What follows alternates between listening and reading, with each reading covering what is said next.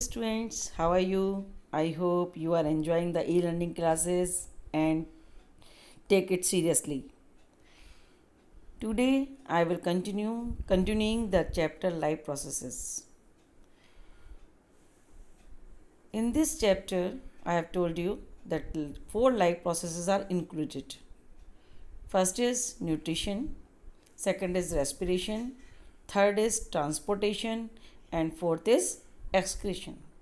Till now, we have completed two life processes. First is nutrition and second is respiration. Today, we will start a new life process, transportation. ठीक है, transportation सुनते ही आपके दिमाग में कुछ आया होगा. What is transportation? You know about the transportation in earlier classes. Transportation is the process by which anything carry from one place to another where they required. Clear it? जैसे ट्रांसपोर्टेशन में आपने छोटे क्लासेस में पढ़ा था कि air transport, water transport, ठीक है, रोड ट्रांसपोर्ट. तो इन ट्रांसपोर्ट में क्या होता था कि किसी जगह से किसी चीज़ को ले जा करके जहाँ पर उसकी ज़रूरत है वहाँ पर उसको पहुँचाना. ठीक है, तो बिल्कुल वही है कि transportation is the process by which anything या any substance transfer from one place या carry from one place to another place where they required. ठीक है, बिल्कुल ऐसे ही लिविंग थिंग्स में भी होता है. ठीक है, same as in the living things the transportation is a life process in which substance are carried from one place to another where they are required is called transportation. तो living things में भी बिल्कुल इसी तरीके से होता है कि कोई भी चीज़ जो है वो पूरी बॉडी में सब जगह तो बनती नहीं है. अब जैसे कि आपने देखा होगा कि एक छोटा सा एग्जांपल देती हूँ आपको ट्रांसपोर्टेशन समझने के लिए लिविंग थिंग्स में, कि सपोज कि oxygen filled in the lungs, कि ऑक्सीजन जो है हमारे लंग्स में फिल रहती है, but it is needed for each and every cell for the respiration. ठीक है, पर रेस्पिरेशन के लिए ये हर सेल को इसकी ज़रूरत है. तो how can the body reach to each and every cell. ठीक है, तो क्या होता है कि लंग्स से ऑक्सीजन को लेकर के ईच एंड एवरी सेल तक ट्रांसफ़र करना, क्या कह सकते हैं, the transfer from lungs to each and every cell. ठीक है, the transfer of oxygen from lungs to the each and every cell is called the transportation. और किसके थ्रू होता है ये? ब्लड के थ्रू. तो हमारी बॉडी के अंदर जो ये काम करता है, सब्सटेंस एक जगह से दूसरी जगह पर पहुंचाने का काम करता है जहाँ पर उसकी ज़रूरत है, जहाँ ये नीड है इनकी, जहाँ पर इनकी रिक्वायरमेंट है, तो वो सिस्टम हमारा ट्रांसपोर्टेशन सिस्टम कहलाता है. Clear it? अब क्या होता है, एक एग्जांपल और देखिए. जैसे कि हमारा फूड जो है वो डाइजेस्ट कहाँ पर होता है, आपने अभी न्यूट्रिशन चैप्टर में पढ़ा था. लास्ट जो फाइनली डाइजेशन कंप्लीट होता है वो कहाँ पर होता है? स्मॉल इंटेस्टाइन में. अब स्मॉल इंटेस्टाइन से उस फूड की ज़रूरत तो हमारी ईच एंड एवरी सेल को है, तो कैसे इसको ट्रांसफ़र किया जाए? तो the digested food transfer from small intestine to each and every cell through the transportation system. तो यहाँ पर भी हमारे ट्रांसपोर्टेशन सिस्टम की ज़रूरत है. बिल्कुल ऐसे ही देखिए hormones secreted by the glands. अब ग्लैंड्स तो एक ही जगह पर होती हैं बॉडी में, ठीक है, but these hormone required a specific place. तो उस स्पेसिफिक प्लेस तक पहुंचाने का काम कौन करता है, या स्पेसिफिक सेल्स तक पहुंचाने का काम कौन करता है? वो भी ट्रांसपोर्टेशन सिस्टम करता है. या फिर नेक्स्ट एग्जांपल देखिए, जैसे एक्सक्रीटरी सब्सटेंस है जो हमारी बॉडी का वेस्ट मटेरियल है, जैसे कार्बन डाइऑक्साइड है या नाइट्रोजिनस बेसिस हैं, नाइट्रोजिनस मटेरियल्स हैं जैसे यूरिया वगैरह. इसको बॉडी से समय समय पर बाहर निकालना होता है. ठीक है, पास आउट करना होता है बॉडी से बाहर. अगर ये नहीं करेंगे तो हमारी पूरी बॉडी में पॉइजन फैल जाएगा. तो इसको उस एक्सक्रीटरी ऑर्गन्स तक या एक्सक्रीटरी सिस्टम तक पहुंचाने का काम कौन करता है? हर सेल से कलेक्ट करके और उसको एक्सक्रीटरी सिस्टम तक पहुंचाने का काम भी कौन करता है? Transportation system. तो ट्रांसपोर्ट सिस्टम का हमारा क्या क्या काम हो गया? ऑक्सीजन को कैरी करके एक जगह से दूसरी जगह पर पहुंचाना, ठीक है। ऐसे ही जो डाइजेस्टेड फूड है उसको स्मॉल इंटेस्टाइन से कलेक्ट करके ईच एंड एवरी सेल तक पहुंचाना। अब इसका रिवर्स देख लीजिए, ईच एंड एवरी सेल में जो वेस्ट मटेरियल होता है उसको कलेक्ट करके डिफरेंट प्लेसेस पर पहुंचाना, जैसे कार्बन डाइऑक्साइड को लंग तक पहुंचाना, यूरिया को किडनी तक पहुंचाना। तो ये सारा का सारा काम ट्रांसपोर्ट सिस्टम का है। तो transportation system is the very important system in our body, ठीक है। आप ऐसे ही प्लांट्स में भी देखिए, प्लांट्स में क्या होता है, प्लांट्स में भी जो है एक वस्कुलर सिस्टम होता है जिसे जाइलम फ्लोएम कहते हैं, ठीक है। जैसे मैंने आपको लिखा है मोड्स ऑफ ट्रांसपोर्टेशन, इसमें मैंने आपको देखिए इस पॉइंट्स में देखिए मोड्स ऑफ ट्रांसपोर्टेशन। फर्स्ट है in cellular in unicellular organism, जैसे अमीबा, क्लेमाइडोमोनास या paramecium. The major mode of transportation is diffusion. जो एक सेल के बने होते हैं उनमें कोई बहुत बड़ी बॉडी नहीं होती है कि एक सेल से दूसरी सेल में पहुंचाना, तो उन पर तो एक ही सेल है। तो इनमें क्या होता है कि डिफ्यूज़न के थ्रू ही बॉडी से वेस्ट मटेरियल को बाहर निकाल दिया जाता है, और जो चीज़ें बॉडी के लिए ज़रूरी हैं वो बॉडी में डिफ्यूज़न के थ्रू ही एनवायरनमेंट से ले ली जाती हैं, ठीक है। तो इनका तो कोई प्रोसेस है ही नहीं, तो सिंपल डिफ्यूज़न के थ्रू आपको जो है वो एंटर करती हैं और बाहर निकाल दी जाती हैं। नेक्स्ट आता है in higher plants and animals. Higher plants and animals में एक ट्रांसपोर्टेशन सिस्टम होता है, ठीक है। एक अच्छा खासा वेल डेवलप्ड ट्रांसपोर्टेशन सिस्टम होता है। ह्यूमन बींग्स में या एनिमल्स में इनको सर्कुलेटरी सिस्टम कहते हैं, क्योंकि वो पूरा का पूरा ब्लड जो है वो हमारी बॉडी के अंदर सर्कुलेट करता रहता है, वही बॉडी में घूमता रहता है, ठीक है। इन प्लांट्स में इनके लिए एक सिस्टम होता है vascular system. Vascular system is made up by the xylem and phloem. ये दो टिश्यू से मिलकर बनता है, xylem and tissue, phloem tissue, और दोनों को मिला के हम कहते हैं वस्कुलर सिस्टम, ठीक है। In this video we will study about the transportation in plants. इस वीडियो में हम ट्रांसपोर्टेशन प्लांट्स के बारे में पढ़ेंगे। अब प्लांट में ट्रांसपोर्ट किस किस चीज़ का होता है? प्लांट में ट्रांसपोर्ट या तो सैप का होता है। What is SAP? SAP means water plus minerals. Water में जो डिजॉल्व्ड मिनरल्स होते हैं वो मिनरल्स आयंस के रूप में होते हैं। जैसे कि जो हम फर्टिलाइज़र डालते हैं, या आपने लास्ट अभी 9th में पढ़ा था कि फर्टिलाइज़र डालते हैं या मैन्यूर डालते हैं, तो उनमें क्या होता है, एलिमेंट्स होते हैं जो इनके लिए ज़रूरी हैं। जैसे कि आपको बताया था कि माइक्रोन्यूट्रिएंट्स और मैक्रोन्यूट्रिएंट्स, तो वो मैक्रोन्यूट्रिएंट्स और माइक्रोन्यूट्रिएंट्स आयंस के रूप में होते हैं। तो these ion dissolve in the water. तो वाटर में जो आयन डिजॉल्व होते हैं वो सब मिला करके हम सैप बोलते हैं, ठीक है, सैप बोलते हैं। तो सैप का ट्रांसफ़र होता है। अब सैप तो रूट के थ्रू आती है सॉइल से, पर ज़रूरत तो उसकी लीव्स को भी होती है फोटोसिंथेसिस में वाटर की। फोटोसिंथेसिस में अगर वाटर नहीं पहुंचेगा सेल में तो फोटोसिंथेसिस कैसे होगी? या फिर पूरी प्लांट्स की सेल को चाहिए होता है वाटर, ठीक है, या फूड को ट्रांसपोर्ट करने के लिए वाटर की ज़रूरत पड़ती है। तो ये एक जगह से दूसरी जगह पर जो ट्रांसफ़र करने का काम करता है वाटर को या सैप को, it is called the xylem tissue.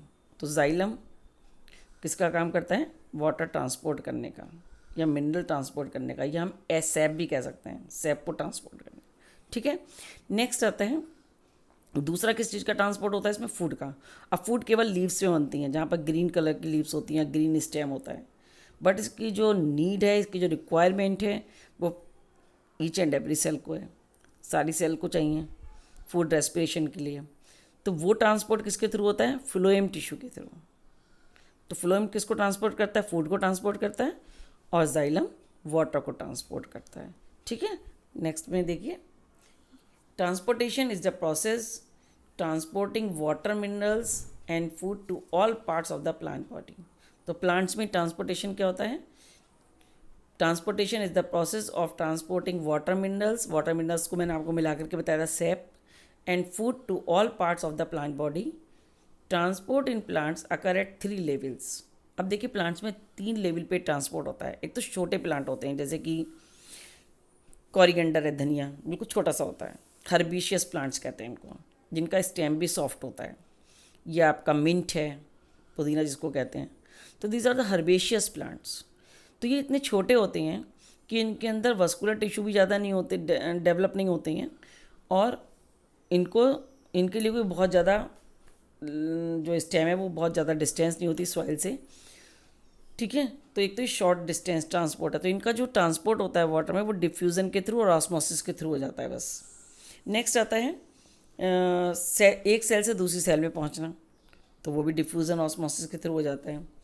Third आता है लॉन्ग डिस्टेंस ट्रांसपोर्ट, जो कई मीटर लंबे 30-30 मीटर लंबे प्लांट्स हैं, अब वहाँ तक वाटर कैसे ट्रांसपोर्ट हो, तो यहाँ पर वाटर ट्रांसपोर्ट होता है ट्रांसपीरेशन के थ्रू। ट्रांसपीरेशन प्रोसेस का आपने पहले पढ़ चुके हैं अर्लियर क्लासेस में। ट्रांसपीरेशन क्या होता है, the extra loss of water, जो वाटर एक्स्ट्रा है, एक्स्ट्रा वाटर का जो लॉस होना through the aerial parts of the plants. Aerial parts क्या कहलाते हैं, जो सॉइल से ऊपर है, ठीक है। सॉइल से ऊपर वाले जितने भी पार्ट है प्लांट का वो सब एरियल पार्ट कहलाता है, जैसे लीव्स है, स्टेम्स हैं, ठीक है। तो इनके थ्रू वाटर का लॉस होना ट्रांसपीरेशन कहलाता है। ये भी हमारा सैप को एसेंट करने में या सैप को ट्रांसपोर्ट करने में ये प्रोसेस हेल्प करता है, ठीक है। नेक्स्ट है, देखिए मैंने चार्ट बनाया आपके लिए कि ट्रांसपोर्टेशन ऑफ प्लांट्स का ट्रांसपोर्टेशन जो है वो दो पार्ट में होता है। एक तो होता है फूड एंड मिनरल्स का ट्रांसपोर्ट करते हैं, वो वाटर एंड मिनरल्स का ट्रांसपोर्ट करते हैं, सेकंड फूड का ट्रांसपोर्ट करते हैं। वाटर एंड मिनरल्स का ट्रांसपोर्ट किसके थ्रू करते हैं, थ्रू जाइलम, और फूड का ट्रांसपोर्ट किससे करते हैं, थ्रू फ्लेम, ठीक है। फूड के ट्रांसपोर्टेशन को ट्रांसलोकेशन भी कहते हैं, ठीक है। अब देखिए पहले हम पढ़ेंगे वाटर एंड मिनरल्स का ट्रांसपोर्ट कैसे होता है। वाटर एंड मिनरल्स के ट्रांसपोर्ट में को हम एसेंट ऑफ सैप भी कहते हैं। एसेंट मतलब चढ़ना, सैप का ऊपर चढ़ना। ये यूनी डायरेक्शनल होता है। देखिए इसमें जो मैंने एरो बनाया है, ये एरो मैंने ऊपर की तरफ बनाया है, केवल नीचे की तरफ नहीं बनाया। इसमें देखिए दोनों तरफ बनाया है, क्योंकि फूड ऊपर की तरफ भी जाता है और नीचे की तरफ भी जाता है, ये बाई डायरेक्शनल है। और जो वाटर का ट्रांसपोर्ट होता है इट इज़ यूनी डायरेक्शनल, ये केवल रूट से लीव्स की तरफ जाता है, ऊपर की तरफ जाता है, ठीक है। अब ये दो तरीके से होता है, एक तो होता है रूट प्रेशर, एक होता है ट्रांसपीरेशन, ठीक है। व्हाट इज़ रूट प्रेशर, ये देखिए मैं आपको इसमें दिखाती हूँ। ये देखिए ये हमने प्लांट का एक छोटा सा डायग्राम बनाया है कि किस तरह से, जैसे ये रूट हेयर है, ये हमने यहाँ पर हमें दिखाया root hair, this is root hair, ठीक है। तो ये रूट का पार्ट दिखाया है। रूट हेयर के चारों तरफ क्या है, सॉइल पार्टिकल्स हैं, और यहाँ पर वाटर की एक फिल्म बन जाती है, एक लेयर बन जाती है। अब क्या होता है कि जो रूट एयर है इसके अंदर वाटर की क्वांटिटी कैसी है, कम है, तो यहाँ पर क्या हो गया, प्रेशर कैसा हो गया, लो प्रेशर हो गया। और वाटर का प्रेशर बाहर कैसा है, सॉइल में ज़्यादा है, तो हाई प्रेशर से लो प्रेशर की तरफ या हायर कंसनट्रेशन से लोअर कंसनट्रेशन की तरफ मूवमेंट होगा किसका, प्लांट का, ठीक है। तो ये आपको पहले ही पढ़ा चुके हैं, ऑस्मोसिस डिफ्यूज़न केमिस्ट्री में भी आप लोग पढ़ चुके हैं। तो हायर कंसनट्रेशन से लोअर कंसनट्रेशन की तरफ वाटर का मूवमेंट होगा। क्यों, क्योंकि सबसे पहले क्या होता है, जो सॉइल में आयंस होते हैं, जैसे मैग्नीशियम आयन है या क्या कहते हैं कैल्शियम आयन है, तो ये सब प्लांट के अंदर पहले एब्जॉर्ब हो जाते हैं, रूट हेयर इसको एब्जॉर्ब करती है। जब आयन की कंसनट्रेशन सॉइल में रूट हेयर में ज़्यादा हो गई तो वाटर की concentration in comparison to soil कम हो गई। अब क्या हो गया, जब कम हो गई तो वाटर की कंसनट्रेशन को इक्वल करने के लिए जो वाटर के पार्टिकल्स हैं वो रूट हेयर के अंदर मूव करेंगे, और जब रूट हेयर के अंदर मूव करेंगे तो फिर एक जो है एक रो बन जाती है वाटर की, ठीक है। क्योंकि वाटर के पार्टिकल्स के बीच में, वाटर के एक मॉलिक्यूल के दूसरे मॉलिक्यूल के बीच में एक फोर्स काम करता है, और जो फोर्स बहुत स्ट्रांग होता है, और उस फोर्स का नाम होता है cohesion force, COHESION, cohesion force. Cohesion force की वजह से अगर पार्टिकल की एक बार जो रो बन गई तो फिर वो टूटती नहीं है। इसी वजह से जैसे आप टंकी खोलते हो तो पानी जो है वो फ्लो में निकलता है, धार के रूप में निकलता है। क्यों, क्योंकि जब एक पार्टिकल आगे बढ़ता है तो दूसरा पार्टिकल उससे कोहेजन फोर्स के थ्रू चिपका हुआ है, तो वो भी उसके पीछे जाएगा। इसका एग्जाम्पल आप बिल्कुल ऐसे समझ लीजिए, जब आप छोटे बच्चे होते हैं तो हम लोग ट्रेन खेलते हैं कि आगे एक बच्चा इंजन बन जाता है, दूसरा बच्चा उसके पीछे कपड़े पकड़ लेता है, तो इस तरह से एक बहुत लंबी सी हम ट्रेन बना लेते हैं। जब जहाँ जहाँ आगे वाला इंजन जाता है वहाँ वहाँ सारे बच्चे उसके पीछे पीछे जाते हैं। क्यों, क्योंकि वो लोगों ने उनके जो पीछे कपड़े हैं वो पकड़ रखे हैं। तो ऐसे आप वाटर के पार्टिकल समझ लीजिए। तो जो वाटर का पार्टिकल सबसे पहले वाला है उससे दूसरा पार्टिकल चिपका हुआ है, उसने उसको पकड़ रखा है। तो यहाँ पर जो फोर्स जो जिससे एक पार्टिकल ने दूसरे पार्टिकल को पकड़ रखा है उसको फोर्स को हम कहते हैं कोहेजन फोर्स। इसी वजह से जो वाटर होता है या लिक्विड होता है उसकी धार बन जाती है, उसका फ्लो बन जाता है, ठीक है, वो ब्रेक नहीं होता।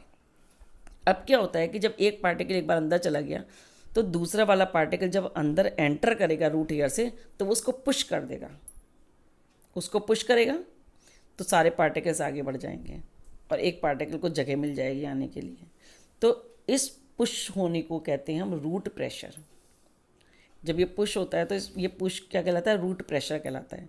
तो इस रूट प्रेशर से वाटर के मॉलिक्यूल आगे बढ़ जाते हैं और इस तरीके से सारे प्लांट में वाटर के पार्टिकल्स इस पूरे जाइलम में, जाइलम क्या होता है, पाइपलाइन होती है जिससे किससे बनी होती है, ट्रैकिड्स से।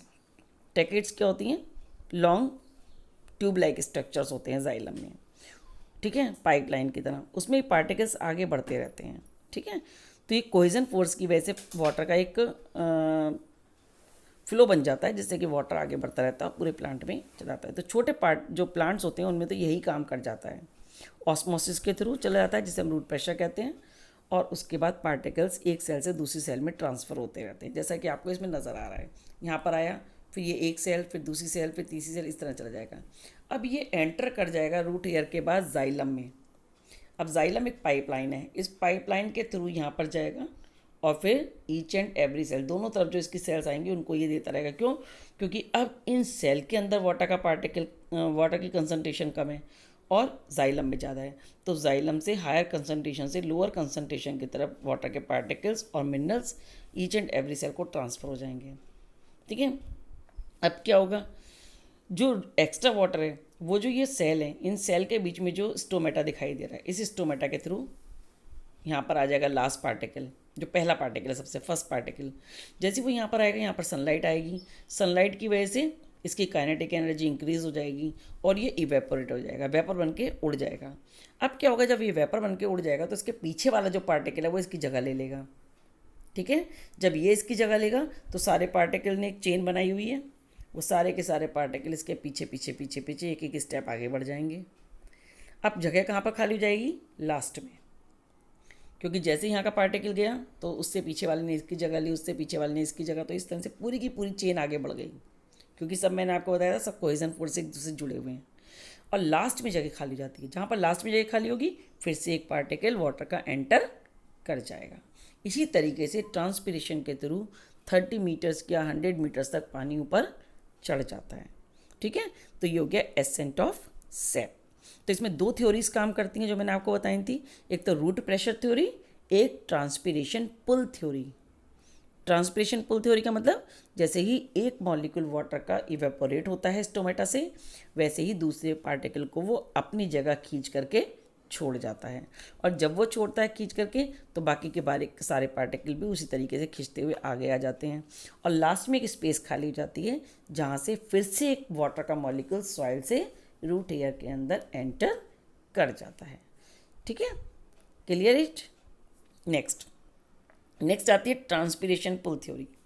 ट्रांसपिरेशन पुल थ्योरी क्या होती है, जैसे ही रूट एयर से पार्टिकल बिल्कुल इसी तरीके से आगे चला जैसे हमने आपको अभी बताया, जब वो लीव्स में आ जाता तो लीव्स में छोटे स्टोमेटा होते हैं, तो वहाँ से वाटर का जो लास्ट सबसे पहला वाला पार्टिकल है वो सनलाइट की एनर्जी से उसकी काइनेटिक एनर्जी इंक्रीज हो जाती है, जिससे वो मूव कर जाता है, वेपर के रूप में चेंज जाता है, और वेपर जो है वो इवेपोरेट होकर के वो चला जाता है, उसकी जगह सारे पार्टिकल्स आ जाते हैं। तो जो स्टोमेटा से जो वाटर का पार्टिकल है वो इवेपोरेट होता है, उसको हम कहते हैं स्टोमेटल इवेपोरेशन या फिर स्टोमेटल ट्रांसपिरेशन, ठीक है। अब ऐसे ही स्टेम में भी होते हैं, स्टेम से भी जो हैं वो पार्टिकल्स इवेपोरेट होते हैं, जो ग्रीन वर्ड होते हैं उनमें भी, या जो ये बड़े बड़े प्लांट्स ट्रीज़ होते हैं इनमें भी होता है। तो जब स्टेम में, मैंने आपको पहले बताया था स्टेम में क्या होते हैं, लेंटिकल्स होते हैं, मैंने आपको रेस्पिरेशन में बताया था कि लेंटिसल्स होते हैं, LENTICLS। तो लेंटिसल से भी क्या होता है, वाटर के पार्टिकल्स इवेपोरेट होते रहते हैं, तब उसको कहते हैं हम लेंटिकुलर ट्रांसपोर्टेशन या फिर क्यूटिकुलर ट्रांसपोर्टेशन कहते हैं, ठीक है, ट्रांसपिरेशन कहते हैं। तो इस तरीके से वाटर का ट्रांसपोर्टेशन होता है प्लांट्स के अंदर। नेक्स्ट आता है, ये देखिए वाटर के जो ट्रांसपोर्टेशन होता है अब ये जाइलम और फ्लोएम में डिफरेंस दिखाया गया है। जाइलम क्या होता है? इन xylem transport water and minerals and phloem transport food materials made by the leaves. Food किस रूप में इसमें ट्रांसपोर्ट होता है? सुक्रोज के रूप में। मेनली किसके रूप में होता है? सुक्रोज के रूप में ट्रांसफर होता है प्लांट्स में।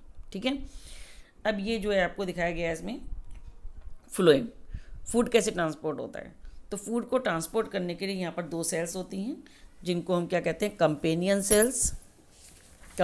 सेल्स कहते हैं, और इनको कहते हैं कंपेनियन सेल्स, और इनके एडजेसेंट सेल्स होती हैं, और सीव ट्यूब्स होती हैं। सीव ट्यूब्स क्या होती हैं?